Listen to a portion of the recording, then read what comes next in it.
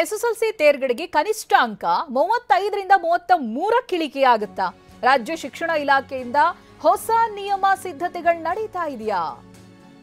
ಪ್ರಥಮ ಭಾಷೆ 125ರ ಬದಲು 100ಕ್ಕೆ ಇಳಿಕೆ ಮಾಡೋದಕ್ಕೆ ಪ್ಲಾನ್ ಮಾಡಲಾಗಿದೆ. 2026-27ನೇ ಸಾಲಿಗೆ ಈ ರೂಲ್ಸ್ ಅನ್ನ ಜಾರಿ ತರೋದಕ್ಕೆ ಪ್ಲಾನ್ ಮಾಡಲಾಗ್ತಾ ಇದೆ. ರಾಜ್ಯ ಪಠ್ಯಕ್ರಮದ ಶಾಲೆಗಳಿಗೆ ಹೊಸ ರೂಲ್ಸ್ಗೆ ಪ್ಲಾನ್ ಆಗ್ತಾ ಇದೆ. ಸಿಬಿಎಸ್ಇ ಮಾದರಿಯಲ್ಲಿ ಎಸ್ಎಸ್ಎಲ್ಸಿ ಪರೀಕ್ಷೆಯನ್ನು ನಡೆಸೋದಕ್ಕೆ ಸಿದ್ಧತೆಗಳು ನಡೀತಾ ಇದೆ ಅನ್ನೋದು ಗೊತ್ತಾಗ್ತಾ ಇದೆ.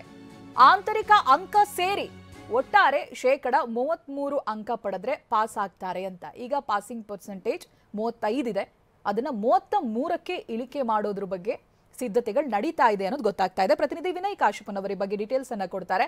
ವಿನಯ್ ಕಾಶಪ್ಪನ್ ಅವರ್, ಯಾವ ಗ್ರೌಂಡ್ಸ್ ಮೇಲೆ ಈ ನಿರ್ಧಾರಕ್ಕೆ ಮುಂದಾಗಿದೆ, ಹಾಗೆ ಯಾವ ರೀತಿಯಾದಂತಹ ಸಿದ್ಧತೆಗಳು ಇದಕ್ಕೆ ಆಗ್ತಾ ಇದೆ, ಜೊತೆಗೆ ಯಾವ ವರ್ಷದಿಂದ ಜಾರಿ ಆಗುತ್ತೆ ಇದು ಅಂತ?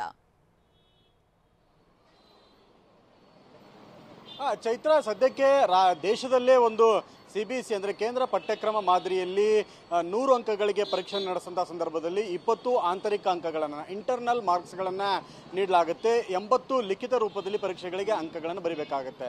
ಸದ್ಯಕ್ಕೆ 20 ವಿದ್ಯಾರ್ಥಿಗಳು ಆಂತರಿಕ ಅಂಕಗಳನ್ನು ಪಡೆದಂಥ ಸಂದರ್ಭದಲ್ಲಿ ಲಿಖಿತ ಪರೀಕ್ಷೆಯಲ್ಲಿ 80 ಅಂಕಗಳಿಗೆ 13 ಅಂಕಗಳನ್ನು ಪಡೆದರೆ, ಒಟ್ಟಾರೆಯಾಗಿ 20 + 13 33 ಅಂಕಗಳನ್ನು ಪಡೆದರೆ ಸಿಬಿಎಸ್ಇಲಿ ಉತ್ತೀರ್ಣತೆಯನ್ನು ಮಾಡಲಾಗುತ್ತೆ. ಆದರೆ ಸದ್ಯ ರಾಜ್ಯ ಪಠ್ಯಕ್ರಮದಲ್ಲಿ ಈ ರೀತಿಯಂಥ ರೂಲ್ಸ್ ಇಲ್ಲ. ಸದ್ಯಕ್ಕೆ ಎಸ್ಎಲ್ಸಿ ಪಠ್ಯಕ್ರಮದಲ್ಲಿ 20 ಆಂತರಿಕ ಅಂಕಗಳು, 80 ಲಿಖಿತ ರೂಪದಲ್ಲಿ ಬರೆಯುವಂತಹ ಅಂಕಗಳಿರುತ್ತೆ.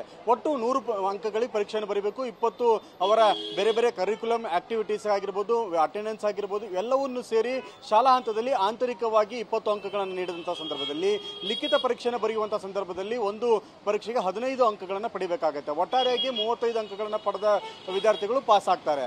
ಸದ್ಯಕ್ಕೆ 35 ಅಥವಾ 33ರ ಗಡಿಯಲ್ಲಿ ಲಕ್ಷಾಂತರ, ಸಾವಿರಾರು ವಿದ್ಯಾರ್ಥಿಗಳು ಅನುತ್ತೀರ್ಣ ಆಗ್ತಾರೆ. ಪ್ರತಿ ವರ್ಷವೂ ಕೂಡ ಹಲವು ಬಾರಿ ಅಟೆಂಪ್ಟ್ ಮಾಡಿ ಫೇಲ್ ಆದಂಥ ವಿದ್ಯಾರ್ಥಿಗಳು ಶಾಲೆಯಿಂದ ಹೊರಗಡೆ ಉಳಿತಾ ಇದ್ದಾರೆ. ಜೊತೆಗೆ ಸಿಬಿಎಸ್ಇ ಪಠ್ಯಕ್ರಮವನ್ನು ಕಂಪೇರ್ ಮಾಡಿದಂಥ ಸಂದರ್ಭದಲ್ಲಿ ರಾಜ್ಯ ಪಠ್ಯಕ್ರಮದ ಮಾದರಿಗಳಲ್ಲೂ ಕೂಡ ಸಾಕಷ್ಟು ವ್ಯತ್ಯಾಸ ಇತ್ತು. ಹೀಗಾಗಿ ಸದ್ಯಕ್ಕೆ ಇದೇ ಮಾದರಿಯನ್ನ ರಾಜ್ಯ ಪಠ್ಯಕ್ರಮದಲ್ಲೂ ಕೂಡ ಜಾರಿಗೆ ಮಾಡಬೇಕು ಅನ್ನುವಂತಹ ನಿಟ್ಟಿನಲ್ಲಿ ಸಾಕಷ್ಟು ಶಿಕ್ಷಣ ತಜ್ಞರು, ಜೊತೆಗೆ ಖಾಸಗಿ ಶಾಲಾ ಒಕ್ಕೂಟಗಳು ಮತ್ತು ಪೋಷಕರು ಕೂಡ ಡಿಮ್ಯಾಂಡ್ ಮಾಡಿದ್ರು. ಯಾಕಂದ್ರೆ ಕೇಂದ್ರದ ಪಠ್ಯಕ್ರಮದಲ್ಲೇ ಇರುವಂತಹ ಸರಳೀಕೃತ ಮಾದರಿಯನ್ನ ನಮ್ಮ ಪಠ್ಯದಲ್ಲಿ ಯಾಕೆ ಪಠ್ಯಕ್ರಮದಲ್ಲಿ ತರಬಾರದು ಅನ್ನುವಂತಹ ಸಾಕಷ್ಟು ದಿನಗಳಿಂದ ಕೂಡ ಒಂದು ಮನವಿ ಇತ್ತು. ಇದೇ ಮನವಿಯನ್ನ ಸದ್ಯಕ್ಕೆ ಕರ್ನಾಟಕ ಪರೀಕ್ಷೆ ಮತ್ತು ಮೌಲ್ಯ ನಿರ್ಣಯ ಮಂಡಳಿ ಸಾಕಷ್ಟು ವಿಚಾರಗಳನ್ನ, ತಜ್ಞರನ್ನ ಒಳಗೊಂಡು ಒಂದಿಷ್ಟು ಇವ್ಯಾಲ್ಯೂಯೇಷನ್ ಅಂದ್ರೆ ಸಂಬಂಧಪಟ್ಟ ಹಾಗೆ ಒಂದಿಷ್ಟು ಮಾರ್ಗಸೂಚಿಗಳನ್ನು ರೆಡಿ ಮಾಡಿಕೊಂಡು ಇದರ ಸಂಬಂಧಪಟ್ಟ ಹಾಗೆ ಮುಂದಿನ 2026 ಮತ್ತು 27ನೇ ಸಾಲಿನಲ್ಲಿ ಈ ರೀತಿಯಾಗಿ 33 ಅಂಕಗಳನ್ನ ಪಡೆದಂತ ವಿದ್ಯಾರ್ಥಿಗಳನ್ನ ಪಾಸ್ ಮಾಡಬೇಕು ಅನ್ನುವಂಥ ವಿಚಾರಕ್ಕೆ ಸಂಬಂಧಪಟ್ಟಂತೆ ಒಂದು ಪ್ರಸ್ತಾವನೆಯನ್ನ ಸರ್ಕಾರದ ಮುಂದಿಟ್ಟಿದ್ದಾರೆ. ಸದ್ಯಕ್ಕೆ ಸರ್ಕಾರ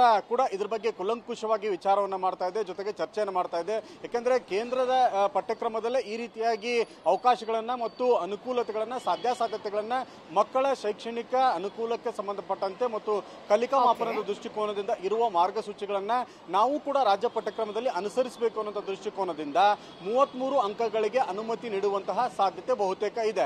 ಸದ್ಯದಲ್ಲೇ ಇನ್ನೊಂದು 2 ವಾರಗಳಲ್ಲಿ ಸಿಎಂ ಇದ್ರ ಬಗ್ಗೆ ಒಂದು ಅಧಿಕೃತವಾಗಿ ಆದೇಶವನ್ನು ಹೊರಡಿಸಿ ತಾವೇ ಪತ್ರಿಕಾಗೋಷ್ಠಿಯನ್ನು ಮಾಡ್ತಾರೆ ಅನ್ನುವಂಥ ಮಾಹಿತಿಯನ್ನು ಕೂಡ ಶಿಕ್ಷಣ ಸಚಿವ ಮಧು ಬಂಗಾರಪ್ಪ ಅವರು ಈ ಹಿಂದೆ ಟಿವಿ9 ಜೊತೆಗೂ ಕೂಡ ಹಂಚಿಕೊಂಡಿದ್ರು. ಸದ್ಯಕ್ಕೆ ಮಕ್ಕಳ ಕಲಿಕಾ ದೃಷ್ಟಿಕೋನದಿಂದ 35 ಇರೋದನ್ನ 33ಕ್ಕೆ ಇಳಿಸಿ, ಅದರಲ್ಲೂ ಎಸ್ಎಲ್ಸಿ ಪರೀಕ್ಷಾ ಕ್ರಮದಲ್ಲಿ ಕನ್ನಡ ಭಾಷೆಯಲ್ಲಿ 125 ಅಂಕಗಳಿಗೆ ಬರೀಬೇಕು. ಕಳೆದ ಕೆಲವು ವರ್ಷಗಳಿಂದ ಕೂಡ ಇದೇ ಪ್ಯಾಟರ್ನ್ ಇರುವಂತದ್ದು. ಎಲ್ಲಾ ವಿಷಯಗಳಿಗೆ 100 ಇದ್ರೆ ಕನ್ನಡಕ್ಕೆ ಮಾತ್ರ 125 ಇತ್ತು. ಇದನ್ನು ಕೂಡ 100 ಅಂಕಗಳಿಗೆ ಇಳಿಸುವಂತಹ ಸಾಧ್ಯತೆಗಳು ಹೆಚ್ಚಾಗಿರುವಂತದ್ದು. ಚೈತ್ರ, ಥ್ಯಾಂಕ್ ಯು ವಿನಯ್ ಮಾಹಿತಿಗಾಗಿ.